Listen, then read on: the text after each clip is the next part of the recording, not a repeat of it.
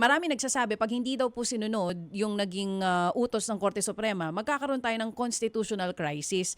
Sa ngayon po ba, hindi ba constitutional crisis po itong nangyayari? Kasi pinapanood ko po kayo kahapon, iba-iba yung interpretation just for the word archive pa lang eh. Ang pag sinabi nilang hindi sinunod yung utos ng Supreme Court, ah, magkakaroon ng constitutional crisis. Doon sa motion ko, walang constitutional crisis. Hindi namin dinify, pero hindi na namin kaagad sinunod sapagkat hindi sila mismo nagsasabi na ang immediately executory ay hindi final. Sila din ang nagsabi nun, ang dami nilang decision na gano'n eh. Binasa ko nga kahapon eh, hindi ba nilagay ko ang record eh. Kaya talagang ano lang yan, katigasan ng ulo pag naipil. Hindi, immediate and executory. Talagang gusto lang nila na ma-dismiss eh.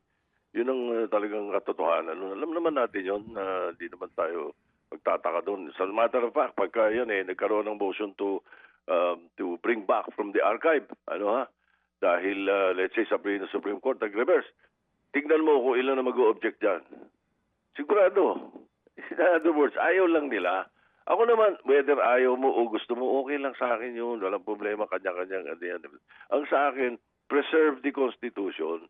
Huwag nating baguhin basta-basta. At ang nagbabago ay Supreme Court. Wala sa trabaho nila yun. Ang trabaho ito ng CONCON or ng Constituent Assembly.